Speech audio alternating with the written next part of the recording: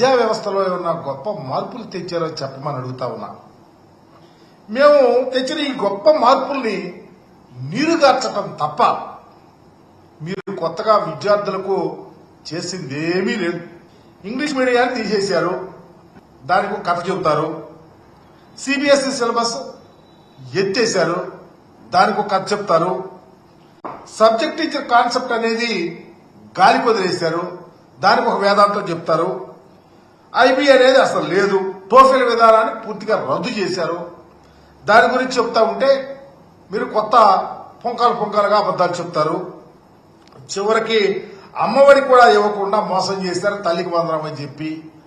అమ్మఒడికి 13,313 కోట్ల రూపాయలు కావాల్సి వస్తే మీరు 8,828 కోట్లు రిలీజ్ చేసి ఎవరి ముక్కులో పెడతారు?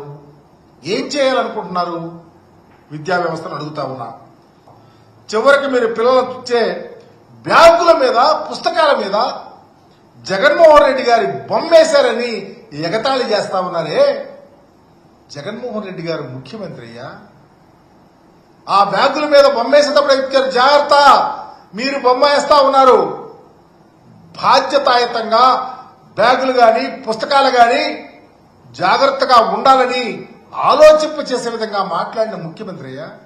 మీకులాగా ఇదిగో మీ నాన్న ముఖ్యమంత్రి గారు పుస్తకాల మీద బొమ్మలు లేదా?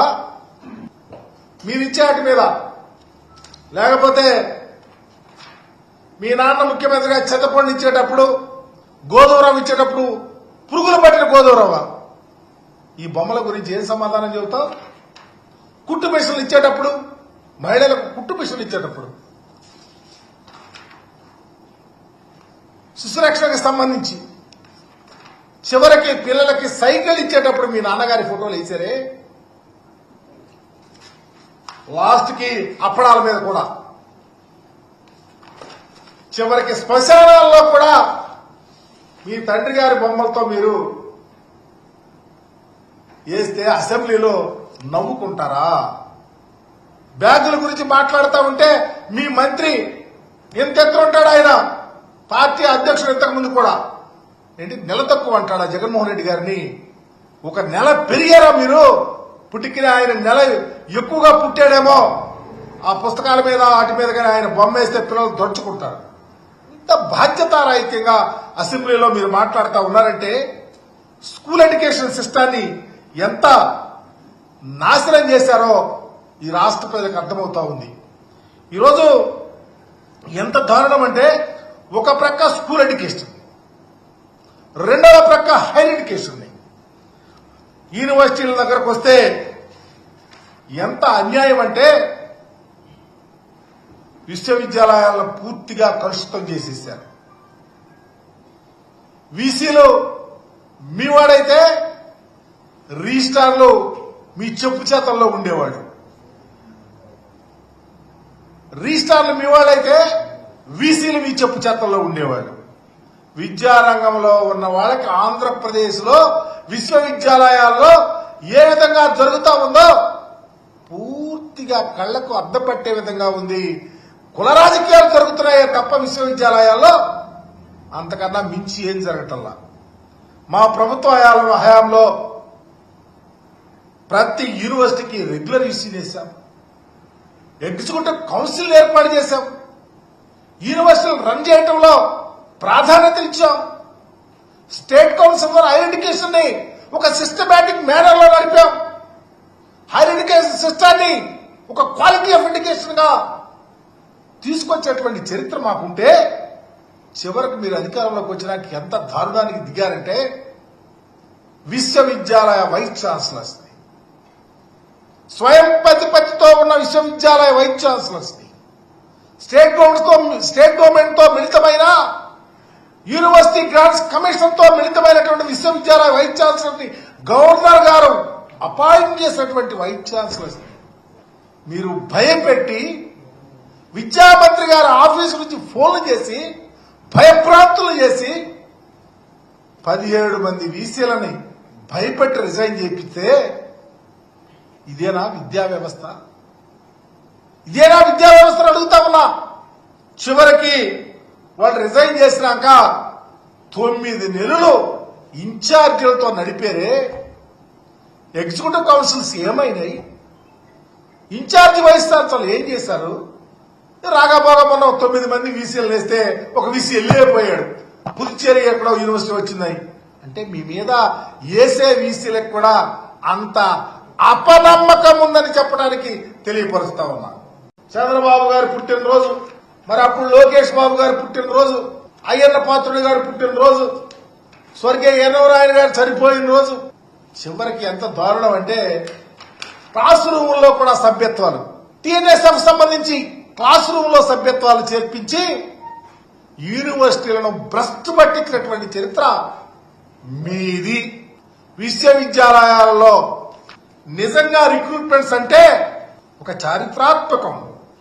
2018లో విశ్వవిద్యాలయాల్లో రిక్రూట్మెంట్ చేస్తారేమోనని పిహెచ్డీలు చేసి రీసెర్చ్ చేసి రీసెర్చ్ అసోసియేట్స్ గా పనిచేసి యూనివర్సిటీ ప్రాజెక్టులో పనిచేసినటువంటి అనేక మంది ఎదురు చూస్తే నిబంధనలకు నీళ్లు తిలోదకాలు ఇచ్చారు. తిలోదకాలు ఇస్తే చివరికి ఏమీ చేయలేక హైకోర్టుకు వెళ్తే 75 కేసులు మీ యొక్క టెన్యూర్లో వేస్తే మీ 15 సంవత్సరాల పరిపాలనలో ఒక్క రిక్రూట్మెంట్ చేయాలి. ఓన్లీ మీ వల్లే యూనివర్సిటీలు స్కెల్టల్ అయిపోయినాయి. మీ పరిపాలన లేని వల్లే యూనివర్సిటీలో విద్యా వ్యవస్థ భ్రష్టు పట్టింది. విశ్వవిద్యాలయంలో ఉన్నటువంటి యూనివర్సిటీలు భ్రష్టు పట్టడానికి చంద్రబాబు నాయుడు గారి ప్రభుత్వాలే కారణం. దానికి రిక్రూట్మెంట్ లేదు, రీసెర్చ్ లేదు, అడ్మిషన్ సరిగా లేవు, క్వాలిటీ ఆఫ్ ఎడ్యుకేషన్ లేదు, క్వాలిటీ ఆఫ్ టీచింగ్ లేదు. పెర్ఫార్మెన్స్ లేకుండా మీ యొక్క అజ్ఞానమైనటువంటి వైస్ ఛాన్సలర్స్ వేసి మీ యొక్క పార్టీ కార్యకలాపాలు చేశారు తప్ప ఏనాడు విద్యను పురికొల్పాలనో రీసెర్చ్ చేయించాలనో థీసిస్ పెర్ఫార్మబుల్ గా సబ్మిట్ చేయించాలనో విజ్ఞానవంతుల్ని చేయాలనో శాస్త్రజ్ఞులను తయారు చేయాలనో ఏనాడు లేదు. దానికి ఉదాహరణ చెప్తా.